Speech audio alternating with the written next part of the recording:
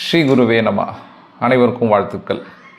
1லிருந்து 8 வரைக்கும் உள்ள எண்களுக்குள்ள ஒட்டுமொத்தமாக இந்த பிரபஞ்சத்தினுடைய நுட்பத்தையும் நம்ம உடம்பினுடைய சூட்சமத்தையும் அந்த பரம்பொருளில் நாம் உணரக்கூடிய அந்த தத்துவத்தையும் ஒரு 8 எண்களுக்குள்ளே கொண்டு வர முடியும் அப்படின்னா அது நம்ம சித்தர்களால் மட்டுமே முடியும். தவஞானி திருமூலர் 1லிருந்து 8 வரைக்கும் உள்ள எண்களுக்கு ஒரு விளக்கத்தை கொடுக்குறார். அதே மாதிரி 8ஆவதாக அவர் ஒரு விஷயத்த சொல்கிறாரு பாருங்கள். அதை மட்டும் ஒரு மனிதன் தன் வாழ்க்கையில் பழகி கைவசப்படுத்திட்டானா பிறப்பிலிருந்து முக்தி வரைக்குமான எல்லா நுட்பங்களும் அவனுக்கு விளங்கிவிடும். அது என்ன திருமுறள் சொல்கிறார் 1லிருந்து 8 வரைக்கும் அப்படின்றத அந்த பதிவில் பார்க்கலாம். ஒன்றவன் தானே, இரண்டவன் இன்னருள், நின்றனன் மூன்றினுள், 4 உணர்ந்தான், 5 வென்றனன், 6 விரித்தினன், 7 உபர் சென்றனன், தான் இருந்தானே உணர்ந்து 8. பாருங்கள், திருமூலருடைய அந்த பாடலில் 1லிருந்து 8 வரைக்குமான அந்த விளக்கம். ஒன்றவன் தானேன்னு முதல் வரியில் ஆரம்பிக்கிறார். இந்த பரம்பொருள், பரசக்தி, மூல தெய்வம் அப்படின்னு நம்ம சொல்கிற அந்த மூலசக்தி ஒன்று தான். அதுதான் ஒன்றவன் தானே. இதை கூட திருமூலர் இன்னொரு பாடலில் ஒன்றே குலம் ஒருவனே தேவன்னு சொல்லியிருப்பார். அந்த மாதிரி ஒன்றவன் தானேனா இங்கே பரம்பொருள், பரசக்தி, கடவுளாக நம்ம வணங்கக்கூடிய அனைத்து சமயங்களும் வணங்கக்கூடிய கடவுள் ஒன்று தான். அதை ஒன்றவன் தானேன்றார். இந்த ஒன்றவன் தானேன்னு இருக்கக்கூடிய அந்த பரம்பொருள் மனித உடம்புக்குள்ள என்னென்னமா இயங்கி கொண்டு இருக்குதுன்றார் பாருங்க. ஒன்றவன் தானே, இரண்டவன் இன்னருன்றார். இந்த ஒன்றான அந்த பரம்பொருள் பரசக்தி மனிதனுக்குள்ள 2ஆக இயங்குது. அது என்ன? உள் சுவாசமும் வெளி சுவாசமும். ஒன்றவன் தானே பரம்பொருள் மனிதனுக்குள்ள உள் சுவாசமும் வெளி சுவாசமாக இயங்குது. சுவாசம் நமக்கு எவ்வளோ முக்கியம் பாருங்கள். சுவாசம் நின்று போச்சுன்னா உயிர் போச்சு. அப்போ இங்கே சுவாசமாக இருக்கிறது எது? அந்த பரம்பொருளே இங்கே உள் சுவாசமாக வெளி சுவாசமாக நமக்குள்ளே இயங்கி கொண்டு இருக்கிறது. அதுதான் நம்ம பிராணசக்தின்றோம், லைஃப் ஃபோர்ஸ். இப்போ இந்த இடது பக்கம் சுவாசம், வலது பக்கம் சுவாசம். எதனா ஒரு பக்கம் தான் நமக்கு சுவாசம் நடக்குது. மூக்கில் 2 துவாரங்கள் இருந்தாலும் நல்ல சுவாசத்தினுடைய நுட்பத்தை நல்லா கூர்ந்து கவனிச்சிங்கன்னா ஏதாவது ஒரு பக்கம் தான் நமக்கு சுவாசம் நடக்கும். ஒன்று இடது பக்கம் நடக்கும், இல்லை வலது பக்கம் மாற்றி மாற்றி நடக்கும். அப்போ இடது பக்கம் சுவாசம் நடக்கும் பொழுது நமக்கு என்ன உடம்புல என்ன மாற்றங்கள் ஏற்படுது? இடது பக்கம் இடைகளையோட தொடர்புபட்டு இருக்குது, அது குளிர்ச்சி. வலது பக்கம்ன்றது பிங்களையோட தொடர்புபட்டு இருக்குது, அது உடம்புக்கு உஷ்ணம். அப்போது இந்த இடதும் வலதுமா உடம்பை குளுமையாக வச்சுக்கணும். அதே சமயத்தில் அந்த உஷ்ணத்தையும் குளுமையும் மாற்றி மாற்றி உடம்பு தன்னைத்தானே இந்த ஆட்டோமேட்டிக் நர்வஸ் சிஸ்டம் இடைகளையும் பிங்களையுமா மாற்றி மாற்றி இந்த சுவாசத்தை செய்யுது. இடது பக்கம் நாம் சுவாசம் செய்யும்போது அது வலது பக்கம் மூளையோட தொடர்புபட்டு இருக்குது. வலது பக்கம் சுவாசம் செய்யும்போது இடது பக்கம் மூளையோட தொடர்புபட்டு இருக்குது. இது மாற்றி மாற்றி முதுகு தண்டில் இருக்கிற இடை பிங்களை சூழ்மனா இது 3ம் இயங்கத்துக்கு இந்த சுவாசம் ஒரு முக்கியமான ஒரு ஆரம்ப வாசல். அதில் தான் இது உள் சுவாசமாக வெளி சுவாசமாக இருக்குது.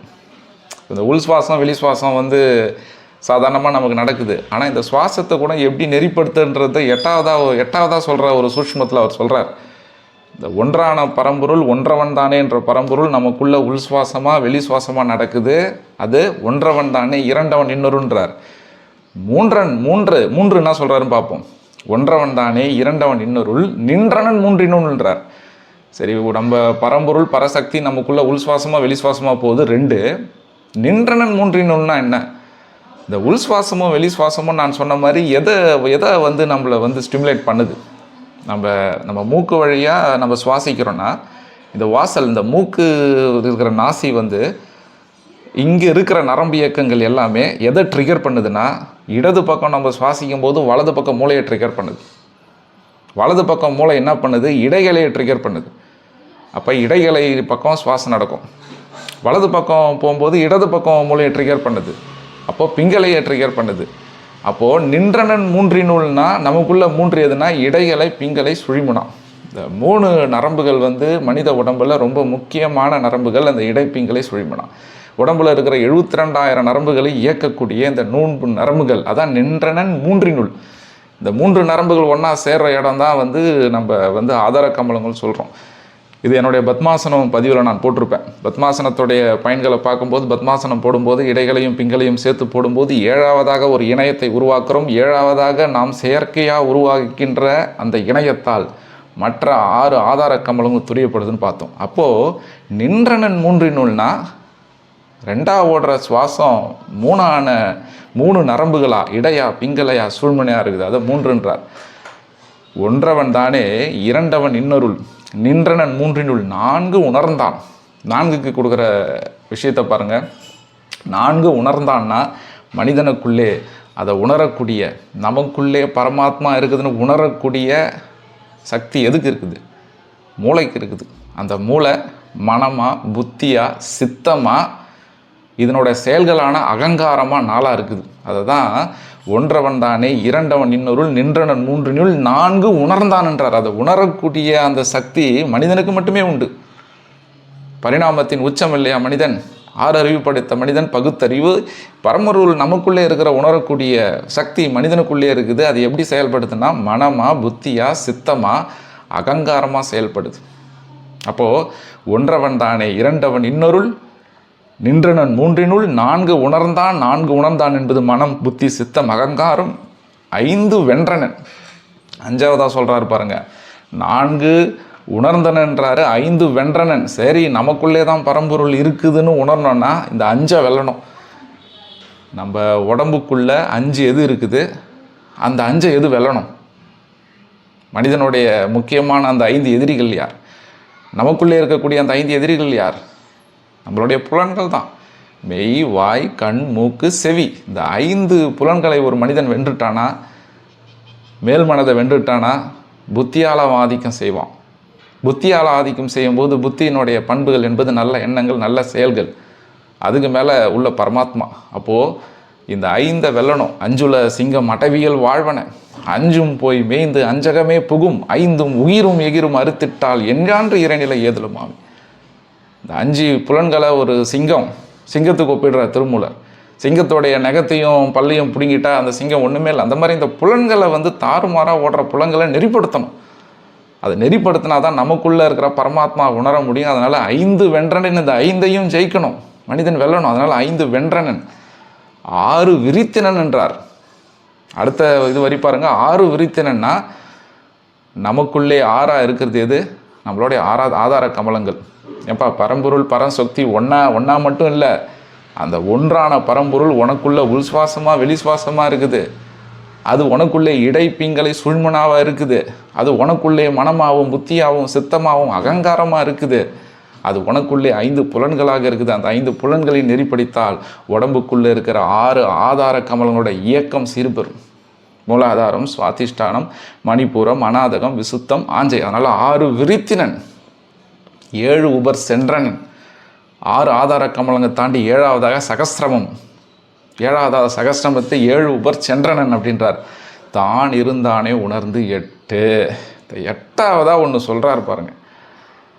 நமக்குள்ளே பரம்பொருள் என்ற அந்த மூலசக்தி எல்லா இடங்களிலும் இருக்குது, எல்லா இடத்துலையும் இருக்குது, நமக்குள்ளே இருக்குது. இது அகம் பிரம்மாஸ்மே தத்துவமசி, வேதங்களுடைய வாக்கு இதுதான். சரி, ரைட்டு. பரம்பொருள் ஒன்றவனான அந்த பரம்பொருள் நமக்குள்ள உள்சுவாசமாகவும், வெளிசுவாசமாகவும், இடையாகவும், பிங்களையாகவும், சூஷ்மனாகவும், மனமாகவும், புத்தியாகவும், சித்தமாகவும், அகங்காரமாகவும், ஐந்து புலன்களாகவும், ஆறு ஆதார கமலாகவும், ஏழாவதாக சகஸ்திரதெல்லாம் இருக்கின்ற இது அனைத்தையும் நாம் உணர வேண்டுமென்றால் நின்றவன் தானே உணர்ந்து எட்டு. தான் இருந்தானே உணர்ந்து எட்டு. அந்த எட்டு அப்படின்றது என்னன்னா, இதுதான் ஒரு சூட்சமம். இந்த இந்த எட்டு படிகளான அஷ்டாங்க யோகத்தை ஒருவன் கைக்கொள்ளும் பொழுது, ஒருவன் பழகும் பொழுது, இது எல்லா நுட்பத்தையும் விளக்கிக்கலாம். அதான் தான் இருந்தானே உணர்ந்து எட்டு. யமோ, நியமோ, ஆசனோ, பிராணாயமோ, பிரத்யாகாரம், தாரணை, தியானம், சமாதி. திருமூலருடைய பாடம் எடுத்துக்கிட்டேன்னா இது எல்லாத்துக்கும் ஒரு தலைப்பு கொடுக்குறாரு. பின்னாடி யமம்னா என்னன்னு ஒரு தலைப்பு கொடுத்து பாடல்கள் கொடுக்குறார். நியமம்னா என்னன்னு சொல்கிறார், ஆசனம்னா என்னன்னு சொல்கிறார், பிராணாயமம்னா என்னன்னு சொல்கிறார், பிரத்யாகாரம்னா என்ன, தாரணை என்ன, தியானம், சமாதி. இதுக்கு பின்னாடி எல்லாத்துக்கும் பாடல்கள் எழுதுகிறவர் முன்னாடியே நமக்கு சொல்லிடுறார்.